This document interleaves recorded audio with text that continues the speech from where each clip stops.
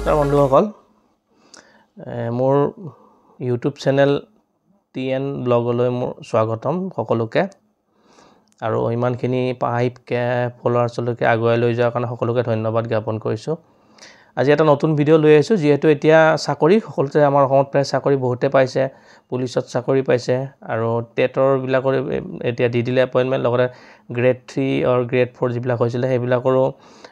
result বিলাক ওলাই গ'ল কোনে ক'ত কেনেকৈ চাকৰি ভেৰিফিকেশ্যন আৰম্ভ হৈছে বহুত বিলাকৰ গতিকে ইয়াৰ ৰিলেটেড এটা ছুটি ভিডিঅ' বিশেষকৈ থুলমূলকৈ অকমান কম পেনচনৰ ওপৰত যেহেতু চাকৰি কৰাৰ লগে লগে কিছুমান কথা আহি পৰে পেনচনৰ কথাও আহি পৰে এতিয়া আমাৰ বিশেষকৈ সেন্ট্ৰেল গভৰ্ণমেণ্টত যিবিলাক আছে দুটা স্কিম ওলাই গৈছে NPS আৰু UPS তো আগতে ধৰ NPS আছিলে নেশ্যনেল পেনচন সিস্টেম তো এতিয়া আকৌ UPS টো লাগু কৰি দিছে 1 এপ্ৰিল 2025 পৰা 1 এপ্ৰিলৰ পৰাই তো আমাৰ যেনেকৈ সেন্ট্ৰেল গভৰ্ণমেণ্টত ষ্টাৰ্ট হৈ গৈছে তেনেকৈ ষ্টেট গভৰ্ণমেণ্টতো আৰম্ভ হ'বলৈ হৈছে এতিয়া তো NPS আৰু UPS ৰ মাজত অকমান ডিফাৰেন্স আছে সেই ডিফাৰেন্সটো মই আপোনালোকক ক'ব বিচাৰিছোঁ NPS ৰ বিষয়ে ধৰ যিবিলাকে চাকৰি কৰিছে তেওঁলোকে জানেই তো তাৰ বিষয়ে অকমান কম নতুন যিবিলাক আহিছে আমাৰ NPS হ'ল নেশ্যনেল পেনচন সিস্টেম যেটো আগৰ পৰা চলি আছে ইয়াত আমাৰ যিখিনি স্যালাৰি পোৱা যায় তাৰ পৰা 10% কাটে আৰু গভৰ্ণমেণ্টৰ পৰা তাৰকে অকমান পাৰ্চেন্ট অকমান দিয়ে 10% তকৈ ওপৰত তো সেই যিখিনি টোটাল হয় সেই টোটাল খিনি কি হয় আমাৰ NPS ত জমা হয় আৰু হেতু এটা যিকোনো এটা ফাণ্ডত জমা হয় কিছুমান যেতে LIC নিচিনা ফাণ্ড থাকে LIC ফাণ্ড আছে SBI আছে ইউনাইটেড পেনচন ফাণ্ড আছে HDFC আছে তো তাৰ যিকোনো এটাত আমাৰ হেতু কি হয় জমা হয় বা ভাগ কৰি ল'ব পাৰি বা নিজেও যেতিয়া স্কিমটো চেঞ্জ কৰিব পাৰি হেতু এদিন কেনেকৈ স্কিম চেঞ্জ কৰিব পাৰি হেতু বিষয়ে মই কম তো অটোমেটিক্যালি যেতিয়া আহিব তেতিয়া SBI থাকি যায় বা LIC হয় ইউনাইটেডত এনেকৈ ভগাই দিয়া থাকে যেটো আমাৰ জমা হৈ থাকে মান্থলি তো নতুন যে যিবিলাক পাইছে তেওঁলোকৰো ঠিক তেনেকৈ জমা হ'ব এটো নেচল আৰু জমাৰ কি হয় NPS ৰ পেনচন সিস্টেমটো কি হয় আমি যদি মিনিমাম 5 বছৰৰ চাকৰি কৰো তেতিয়াও মানে কি হয় মানে 5 বছৰ মানে কি হয় যদি আমাৰ জমা যদি মানে 5 লাখতকৈ ডাউন হয় কিবা কাৰণ চাকৰি যদি এৰি যাব লগা হয় তেতিয়া তাৰতকৈ যদি ডাউনত থাকে গোটেই কৰপাছ খিনি যিখিনি মুঠ ইন্টাৰেষ্টৰ ওপৰত 6% হ'ব 7% যিখিনি ইন্টাৰেষ্ট মিলি পেলাই যিখিনি কৰপাছ হ'ব মুঠ মূলধনখিনি সেইখিনি উলাই ল'ব পাৰি কিন্তু যদি 5 লাখতকৈ ওপৰত হয় তেতিয়া তো পেনচন সিস্টেম আৰম্ভ হৈ যাব ইকুইটি মানে এনুইটি কিনিব লগা হয় আৰু নেশ্যনেল পেনচন স্কিমত বেলেগ একো প্ৰবলেম নাই তাত কি হয় আমাৰ যিখিনি জমা কৰপাছ হ'ব তাৰ পৰা যদি 60 ইয়াৰ্স আমি চাকৰি কৰো 60 ইয়াৰ্সৰ পিছত 60% তাৰ মূল যেটো কৰপাছ হ'ব খুটে মূলে যিখিনি হয় তাৰ পৰা 60% আপোনাক দি দিব আৰু যেটো 40% থাকি যায় সেই 40% টো কি হয় পেনচন হিচাপত দি দিব পেনচনটো এনেকুৱা হ'ব সেই সময়ত যিমান ইন্টাৰেষ্ট থাকে 5% 7% 6% যেটো 40% থাকি যাব তাৰ ইন্টাৰেষ্টটো কি তাৰ লগত ইন্টাৰেষ্ট মিলাই ফেলে সেই ইন্টাৰেষ্টটো কি কৰে মেন যেটো ক্যাপিটাল হেতু থাকিয়ে যাব যেটো ইন্টাৰেষ্ট পাব 5% বা 6% সেইখিনি সময় যিমান থাকে আৰু সেইখিনি কি কৰে 12 মাহত যিমান হয় সেই 12 এদি ডিভাইডেড কৰি ফেলে যিখিনি হ'ব হেতু পেনচন হিচাপে দি দিয়ে আৰু যেটো মেন 60% হেতু আপোনাৰ উলাই ল'ব পাৰিব আৰু কিবা কাৰণ যদি পেনচন কি হয় হেতু NPS ত কি হয় সাপোজ যদি কিবা কাৰণত মই ঢুকাই গলো তেতিয়া মই যাক দিব বিচাৰো পেনচনটো মোৰ ফ্যামিলি হয় বাচ্চা হয় যি থাকে তেওঁলোকক কি হয় পেনচনটো আমি তেওঁৰ নামত লিখি দিব পাৰো তেতিয়া আকৌ তেওঁৰ নামত পেনচনটো লাগু হৈ যায় এটো হ'ল নেশ্যনেল পেনচন সিস্টেম আছিলে ইয়াত মানে মাজতো যাব পাৰি 10 বছৰতো যাব পাৰি নহয় বোলে 20 বছৰতো যাব পাৰি বা মানে তাৰ আগতো গলে যিকোনো সময়ত গলেও মানে কি হয় পেনচন এটা পোৱা যায় কমকৈ হলেও মানে 10 বছৰ চাকৰিৰ পিছত যিকোনো এটা পেনচন হলে 5 লাখতকৈ ওপৰ হলে বা 4000 হওক 5000 হওক এটা পেনচন পোৱা যায় আৰু ইউনাইটেড যেটো পেনচন সিস্টেম UPS সিস্টেম হেতুত অকমান ডিফাৰেন্স আছে হেতুত কি হয় প্ৰথম যেতিয়া ষ্টাৰ্টিং হৈছিল তেতিয়া 25 বছৰ মানে মিনিমাম 25 বছৰ চাকৰি হ'ব লাগিব আৰু তেতিয়া কি হয় পেনচনটো ষ্টাৰ্ট হয় আৰু যদি 25 বছৰ মানে যদি মিনিমাম 25 বছৰ নহয় তাৰ আগতে যায় 10 বছৰৰ পিছত মানে 25 বছৰৰ আগত তেতিয়া কি 10000 টকাকে পেনচন এটা ফিক্স আছে তাৰ আৰু যিখিনি কৰপাছ থাকে সেইখিনি থাকিয়ে যাব হেতু আৰু নাপায় তাৰ পৰা যিখিনি পেনচন হ'ব পেনচন অকমান দি থাকিব আৰু UPS ত এটা সিস্টেম আছে এতিয়া আকৌ নতুনকৈ অকমান এটা লাগু হৈছে কি যদি মানে মানুহ ৰেগুলাৰ সাৰ্ভিস কৰি থাকে তেতিয়া 20 বছৰৰ পিছত কি কৰিব পাৰে পেনচন যাব পাৰে তো 20 বছৰৰ পিছত যোৱাৰ আগতে 3 মাহ আগতে নটিচ দিব লাগিব যে মই এনেকৈ 20 বছৰৰ পিছত মই VRS যাম VRSটো আমাৰ ষ্টেট গভৰ্ণমেণ্টত বিশেষকৈ সেনেকৈ নাযায় পুৰা 60 ইয়াৰ্ছ কৰিয়ে যায় কিন্তু ডিফেন্সৰ ক্ষেত্ৰত বা যিবিলাক CAPF থাকে সেইবিলাক ক্ষেত্ৰত VRSটো যোৱা হয় বা ৰেলৱে হওক কিন্তু আমাৰ যিহেতু ষ্টেট গভৰ্ণমেণ্টত মেক্সিমাম 60 ইয়াৰ্ছ কৰিয়ে যায় তো 60 ইয়াৰ্ছত কি হয় ইয়াতে UPSত কি হয় ইয়াতো এই 60% তোমাৰ যিখিনি কৰ্পাছ জমা হ'ব 60%টো পায়ে যাব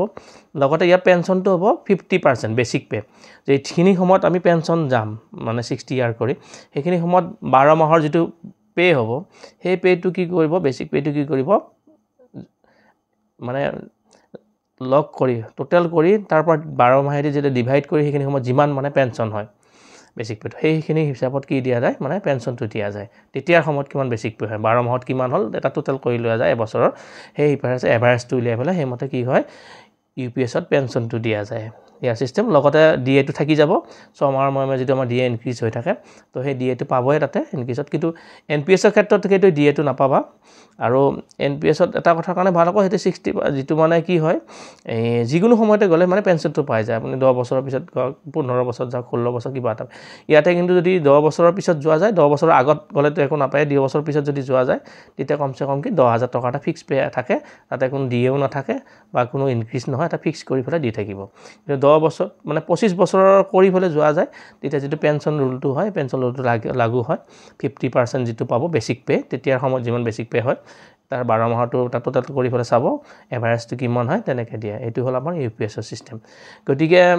যিসকলে মানে NPSত যাম নে UPSত যাম নে কিছুমান চিন্তা কৰি আছে কি NPSটো ভাল হ'ব নে UPSটো ভাল হ'ব সেইটো ডিপেন্ড কৰে অকল চাকৰি কিমান বছৰ কৰে যেহেতু ডিফেন্সৰ বা CAPFৰ কি হয় পেঞ্চন 20 বছৰ যাব লগা হয় এই ক্ষেত্ৰত কিন্তু UPSৰ ললে অকমান কিছুমান ক্ষেত্ৰত অলপ প্ৰবলেম আহি পৰে কিন্তু যদি 60 বছৰ চাকৰি কৰা যায় সেই ক্ষেত্ৰত একফালৰ পৰা চালে UPSটোৱে ভাল আৰু NPSত কি হয় তেতিয়াও NPSও প্ৰবলেম নহয় কিন্তু NPSত আপোনাৰ যদি কি হয় পেঞ্চনটো অলপ কমি যাব পাৰে UPSতকৈ চাব 60 বছৰৰ পিছত যদি চাকৰি কৰা যায় কিবা কাৰণত যদি মোৰ স্যালাৰি ধৰ মিলি ফেল লাষ্ট গৈ ফেলে মোৰ যদি কৰ্পাছ জমা হয় NPSত 1 কোটি টকা জমা হ'ল 1 কোটি নহয় বা 60 লাখ টকা জমা হ'ল তাৰে 60% বা 1 কোটিৰে 60% গলে 60 লাখ টকা পাই গ'ল বাকি 40 লাখ টকা যেটো পেঞ্চন হ'ব বা 5% ইন্টাৰেস্টেড ধৰিলে কিমান হ'ব 40 লাখ টকা 5 4 গুণ 20 2 লাখ টকা 2 লাখক 12 দি ডিভাইড কৰিলে যিখিনি পাব সেইখিনি পাব গতে বহুত কম হৈ যায় পেঞ্চনটো কিন্তু যদি UPSত যোৱা যায় সেই মানে কি হয় 60 বছৰৰ পিছত যেটো বেছিক পে কাৰণ বেছিক পে বাঢ়ি গৈ থাকে গৈ বেছিক পে কিবা কাৰণত যদি হিফালে বেছিক পে গৈ তোমাৰ 1 লাখত হৈ যায় বেছিক পে সাপোজ 1 লাখ নহলে যদি 60,000 হৈ যায় 60,000 বেছিক পে কিমান পোৱা যায় 30,000 পাব লগতে ডিএ টো প্ৰতি বছৰে বাঢ়ি থাকিব গতে সেই ক্ষেত্ৰৰ কাৰণে UPSটোৱে ভাল আৰু বাকি গুটেখিনি NPS হওক UPS হওক আমাৰ মেন অল পেঞ্চনটো হলে আৰু ভালে আৰু হেতু নিচিনা নহয় বাকি পেঞ্চনখিনি কিন্তু হেতু কেতিয়া হয়তো সম্ভৱ এটো আমি ক'বও নোৱাৰো এটো ডিপেন্ড কৰিব আমাৰ চৰকাৰৰ ওপৰতে ডিপেন্ড কৰিব দিয়ে নিদিয়ে কিন্তু এতিয়া লৈকে জীৱন নতুনকৈ চাকৰি আছে তেওঁলোকৰ এটাই দুটাই অপচন আহিব যেতিয়া নেকি NPS পৰ্টেল খুলিবা NPS ল'বা নে UPS ল'বা আৰু UPSত এটা মানে কি সিস্টেম আজত আপুনি পইচা বিলাক উলিয়াব নোৱাৰি কিন্তু NPSত কি হয় যেটো মানে জমা হয় তাৰ পৰা 25% মাজতো মানে 10 বছৰ বা মান চাকৰি হোৱাৰ পিছত জমা হোৱাৰ পিছত তাৰ পৰা 25% তিনিবাৰ মানে চাকৰি জীৱনত তিনিবাৰ উলিয়াব পাৰিবা 25% কৰি পৰে তাৰ মাজতো গ্যাপ থাকিব লাগে অৱশ্যে এবছৰমান বা 2 বছৰ গ্যাপ হলে ভাল হয় গতিকে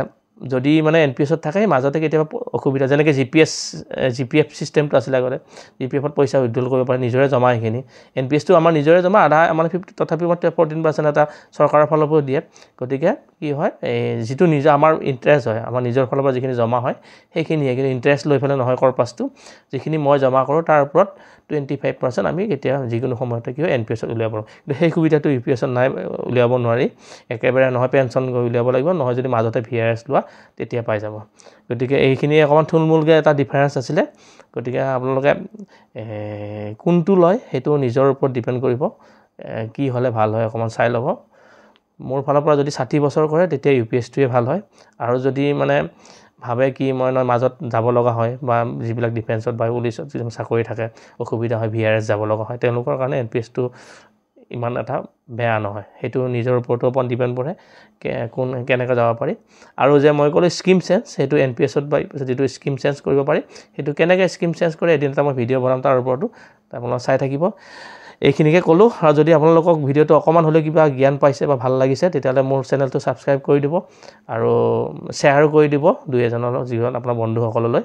এইখিনিকে কৈ আজিৰ ভিডিঅ'টো সামৰণি মাৰিছোঁ ধন্যবাদ নমস্কাৰ